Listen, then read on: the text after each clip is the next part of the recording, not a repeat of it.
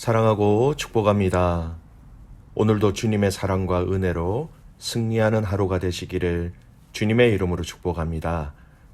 오늘은 그날의 회복의 약속이라는 제목으로 말씀을 전하겠습니다. 오늘 말씀은 이사야 3장 13절에서 4장 6절까지의 말씀입니다. 여호와께서 변론하여 일어나시며 백성들을 심판하시려고 서시도다. 여호와께서 자기 백성의 장로들과 고관들을 신문하러 오시리니 포도원을 삼킨 자는 너희이며 가난한 자에게서 탈취할 물건이 너희 집에 있도다. 어찌하여 너희가 내 백성을 짓밟으며 가난한 자의 얼굴에 맷돌질을 하느냐. 주 만군의 여호와 내가 말하였느니라 하시도다. 여호와께서 또 말씀하시되 시온의 딸들이 교만하여 느린 목 정을 통하여 눈으로 다니며 아기작거려 걸으며 발로는 쟁쟁한 소리를 낸다 하시도다. 그러므로 주께서 시온의 딸들의 정수리에 딱지를 생기게 하시며 여호와께서 그들의 하체가 드러나게 하시리라. 주께서 그날에 그들의 장식한 발목고리와 머리의 망사와 반달 장식과 귀고리와 팔목고리와 얼굴 가리개와 화관과 발목 사슬과 띠와 향합과 호신부와 반지와 코고리와 예복과 겉옷과 목도리와 손주머니와 손거울과 세마포 옷과 머리수건과 너울을 제하시리니 그때 썩은 냄새가 향기를 대신하고 너꾼이 띠를 대신하고 대머리가 숱한 머리털을 대신하고 굵은 베옷이 화려한 옷을 대신하고 수치스러운 흔적이 아름다움을 대신할 것이며 너의 장정은 칼에 너의 용사는 전란에 망할 것이며 그 성문은 슬퍼하며 곡할 것이요 시온은 황폐하여 땅에 앉으리라. 그날에 7 여자가 한 남자를 붙잡고 말하기를 우리가 우리 떡을 먹으며 우리 옷을 입으리니 다만 당신의 이름으로 우리를 부르게 하여 우리가 수치를 면하게 하라 하리라. 그날에 여호와의 싹이 아름답고 영화로울 것이며 그 땅의 소사는 이스라엘의 피난자를 위하여 영화롭고 아름다울 것이며 시온에 남아있는 자 예루살렘에 머물러 있는 자 곧 예루살렘 안에 생존한 자 중 기록된 모든 사람은 거룩하다 칭함을 얻으리니 이는 주께서 심판하는 영과 소멸하는 영으로 시온의 딸들의 더러움을 씻기시며 예루살렘의 피를 그 중에서 청결하게 하실 때가 됨이라. 여호와께서 거하시는 온 시온산과 모든 지폐 위에 낮이면 구름과 연기 밤이면 화염의 빛을 만드시고 그 모든 영광 위에 덮개를 두시며 또 초막이 있어 낮에는 더위를 피하는 그늘을 지으며 또 풍우를 피하여 숨는 곳이 되리라. 아멘. 어제는 하나님께서 이스라엘이 의지하는 것을 다 제하여 버리시는 것들을 살펴보았습니다. 그리고 오늘 이 본문의 말씀은 이스라엘 가운데 백성의 지도자들과 그들의 가족들이 지은 죄를 지적하시고 심판하시는 내용으로 기록되어져 있습니다. 13절 말씀 보십시오. 여호와께서 변론하러 일어나시며 백성들을 심판하려고 서시도다. 재판하는 그 자리에서 재판장이 이제 심판하기 위해서 일어나 두루 살피시는 그런 모습을 묘사하고 있습니다. 우리는 이 심판을 통하여서 몇 가지 중요한 하나님의 뜻을 발견할 수 있습니다. 먼저 하나님의 심판은 백성의 지도자들에게 먼저 향하고 있다는 것을 우리는 알아야 합니다. 물론 이 심판은 나중에 모든 백성들까지 다 심판하십니다. 하지만 하나님의 심판은 책임 있는 백성의 지도자들에게 먼저 임한다라는 것입니다. 14절 대상이 나오지요. 자기 백성의 장로들과 고관들에게 신문하러 오시나니. 여러분, 원래 백성들의 장로와 고관들의 역할이 무엇이었을까요? 백성들을 하나님의 뜻 안에 거하고 공의와 사랑과 정의로 그들을 잘 지도해 주는 것이 하나님께서 그들에게 주신 사명이었습니다. 근데 그들은 어떤 행위를 하였습니까?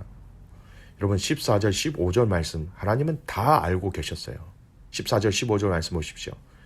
여호와께서 자기 백성의 장로들과 고관들을 신문하러 오시나니 포도원을 삼킨 자는 너희이며 가난한 자에게서 탈취한 물건이 너희 집에 있도다. 어찌하여 너희가 내 백성을 짓밟으며 가난한 자의 얼굴에 맷돌질을 하냐. 주 만군의 여호와 내가 말하였느니라 하시도다. 그들을 섬기고 세우며 도와주며 보호해야 될 그들이 백성의 포도원을 삼켰고 가난한 자들의 것을 탈취하여 자기 집에 가져다 놓았습니다. 가난한 자들을 짓밟으며 가난한 자의 얼굴에 맷돌질을 하였다. 이렇게 말씀하십니다. 처음 하나님께서 백성의 장로들과 고관들을 세우신 그 목적과 정반대로 그들은 일하고 있었던 것입니다. 하나님은 이들을 먼저 심판하시기 위해서 자리에 일어나서 신문하고 계신 거예요. 그리고 그 장로들과 고관들의 가족들이 시온의 딸들이라 이렇게 언급하시면서 백성들에게서 빼앗은 그것들로 말미암아 그들이 장식하고 꾸미고 있다. 그것을 그대로 알고 계시고 책망하신 것입니다. 발목걸이, 머리에 망사, 반달 장식, 귀걸이, 발목걸이, 얼굴 가리개, 화관, 발목 사슬, 향합, 호신부, 반지, 코걸이, 예복, 겉옷, 목도리 너무 많아요. 꾸미는 것이 너무 많죠. 그런데 하나님이 어떻게 하시겠다고 합니까? 17절 말씀 보십시오. 그러므로 주께서 시온의 딸들의 정수리에 딱지가 생기게 하시며 여호와께서 그들의 하체가 드러나게 하시리라. 여러분, 정수리에 딱지가 생긴다. 도드하게 든 그 머리에 상처가 나서 부끄럽게 하시겠다라는 거예요. 그들의 하체가 드러나시겠다라는 것은 그들의 음란한 이중적인 삶을 그대로 드러내 보이게 하실 거다라는 말씀이에요. 그리고 그들에게 썩은 내가 나게 할 것이다 라고 말씀하시면서 그들의 결국은 황폐한 땅에 앉게 될 것이다. 그들의 마지막을 그렇게 말씀하고 계십니다. 여러분, 백성의 장로들과 고관들 그리고 그들의 아내와 딸들이 하나님을 경외하지 않음으로 인한 그 행동들을 하나님은 다 알고 계셨고 또 정확하게 책망하시면서 그들을 향한 하나님의 심판을 얘기하고 계신 것입니다. 여러분, 오늘 요즘 한국 뉴스뿐만 아니라 세계적인 뉴스를 보면 이러한 일들이 참 많이 있지요. 어느 교회 목사님, 어느 교회 목사님 가정, 또 어느 나라 어떤 장관이라든지 국회의원, 여러분 정말 하나님 앞에서 바로 선 위정자들이 바르게 하나님의 뜻대로 그렇게 교회와 또 나라를 다스려야 되는데 그렇지 못하는 것이 지금 이 시대에 우리가 뉴스를 틀면 다 듣게 되는 그런 내용이지요. 여러분, 우리의 사명이 있습니다. 그들의 행위가 하나님 앞에서 선할 수 있도록 그들이 철저하게 하나님을 경외하는 자들이 될 수 있도록 여러분 함께 깨어 기도해 주시기를 바랍니다. 사실은 여러분, 그렇지 않은 목회자들과 위정자들이 더 많이 있어요. 정말 여러분, 영적인 고수는 세상에 또 매스컴에 잘 올라오지 않습니다. 초야에 일선에서 현장에서 연약한 자들과 아픈 자들과 상처 입은 자들을 위하여 섬기고 계신 정말 많은 목회자들과 주님을 사랑하는 자들이 아직 많이 있습니다. 그들이 드러나지 않을 뿐이지 정말 많이 있어요. 하나님의 마음에 합한 하나님의 사명을 감당하는 자들이 아직도 숨겨진 곳에서 일을 하고 섬기고 있습니다. 그들이 지치지 않도록 여러분 오늘 이 하루 그 목사님들과 그 섬기는 자들을 위해서 기도해 주시는 하루가 되시기를 간절히 바랍니다. 두 번째, 오늘 말씀은 심판을 말씀하시는 것뿐만 아니라 또 회복에 대해서 말씀하십니다. 이사야서를 좀 더 묵상해 보시면 금방 알 수 있는 것이 있어요. 한 가지 패턴이 금방 눈에 들어옵니다. 그것은 바로 하나님의 책망과 심판의 말씀이 있으면 그 뒤에 바로 하나님의 회복의 말씀이 뒤따른다라는 것입니다. 거의 동일하게 심판과 책망 다음에는 하나님 회복의 말씀을 하세요. 오늘도 그렇습니다. 이렇게 이스라엘 장로들과 고관들 그리고 그의 가족들의 죄악을 책망하신 다음 하나님께서는 바로 연이어 하시는 말씀은 이 책망으로 인하여서, 이 징계로 인하여서 장차 일어날 그 하나님 회복에 대해서 말씀하고 계세요. 4장 2절에서 4절 말씀입니다.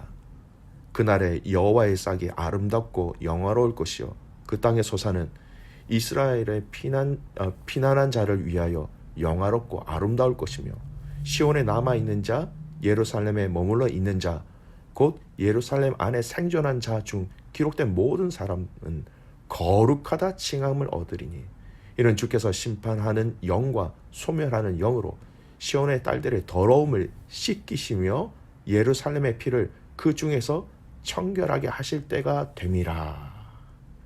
회복을 말씀하시는 거죠. 그 피로 인하여서 청결하게 될 것이다. 그 피를 씻겨주신다는 거예요. 그 딸들의 더러움을 깨끗하게 씻겨주시겠다. 그 심판, 그날, 결국 심판이 이루어진 그날이에요.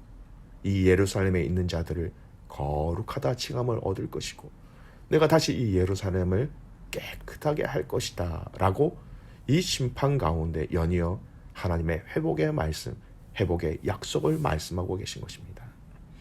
여기서 우리가 하나 눈여겨보면서 기억해야 될 단어가 있어요. 여호와의 싹이라는 겁니다. 싹. 여러분, 싹이라는 이 단어는요, 이 히브리어의 체마흐라는 단어인데요, 우리가 알고 있는 그 의미 맞습니다. 봄이 되면 돋아나는 새싹을 가르치는데 많은 선지서 안에서는요, 이 싹을 장차 오실 메시아를 상징할 때 이 단어를 많이 사용합니다. 그래서 싹, 또 싹으로 인해서 새로 난 줄기 이렇게 쭉 이어지는 것은 거의 다 장차 오실 그 예수님에 대한 상징적인 단어예요.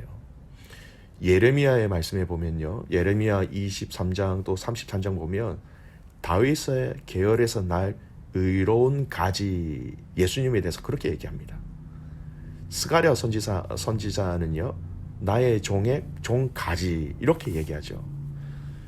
이새 줄기에서 나올 한 싹, 즉 예수님에 대해서 이사야서에서도 11장에서 또다시 동일하게 예수님에 대해서 싹, 체마흐라는 이 단어가 반복적으로 사용되어집니다. 이 그날의 여호와의 싹, 예수님을 통하여서라는 것이에요.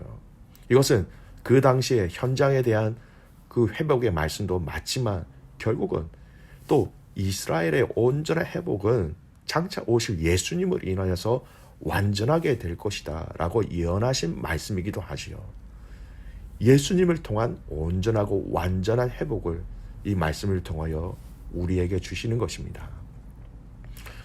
여러분, 오늘 우리에게 장차 주실 그 축복은 예수님을 통하여서 또 주셨고 또 완성되어질 것입니다.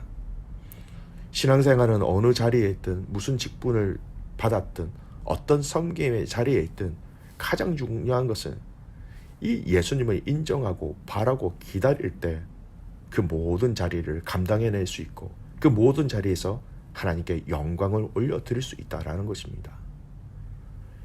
사랑하는 귀한 믿음의 가족 여러분, 오늘 이 하루를 우리를 온전하게 회복시켜 주실 그 예수님을 기대하면서 승리하는 가족들 되시기를 주님의 이름으로 축복합니다. 그래서 장차 그 여호와의 싹, 그 예수님을 통하여서 이미 오셨고 다시 오실 그 주님을 기다림으로 말미암아 그것이 우리의 소망이 되고 우리의 힘이 되고 우리의 기쁨이 되는 복된 날 되시기를 주님의 이름으로 축복합니다. 네. 기도하겠습니다. 살아계신 아버지 하나님, 감사와 찬송과 영광을 올려드립니다. 오늘 이사야 3장 말씀을 통하여 또 4장의 말씀을 통하여 우리가 너무나 소중한 하늘의 비밀을 가르쳐 주신 것 참 감사를 드립니다.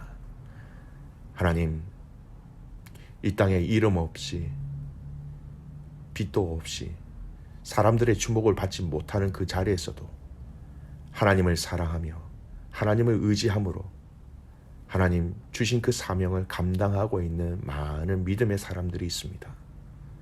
하나님, 그들을 기억하여 주셔서 그들의 사명을 끝까지 잘 감당할 수 있도록 하나님 역사하여 주시옵소서.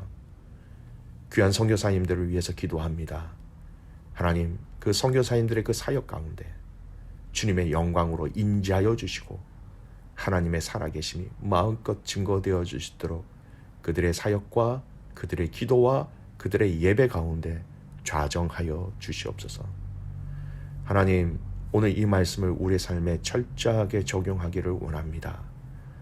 장차 회복시킬 그 하나님의 약속들, 여호와의 싹으로 인하여서, 예수님으로 인하여서 온전하고 영광스러운 그 회복의 날을 기억하며 우리가 감사하며 기뻐하며 살아가게 하여 주시옵소서. 우리의 모든 상황과 환경들을 주님 손에 올려드립니다. 그러기에 소망이 우리 예수님께 있기에 오늘 우리의 현실 가운데 하나님 슬퍼하고 침울해하며 낙심하는 것이 아니라 하나님 그 가운데 감사로 주님 앞에 나갈 수 있도록 모든 코너스톤 한인교회 가족들을 붙잡아 주시옵소서. 그렇게 행하신 하나님을 신뢰하며 살아계시는 예수님의 이름으로 기도드리옵나이다. 아멘.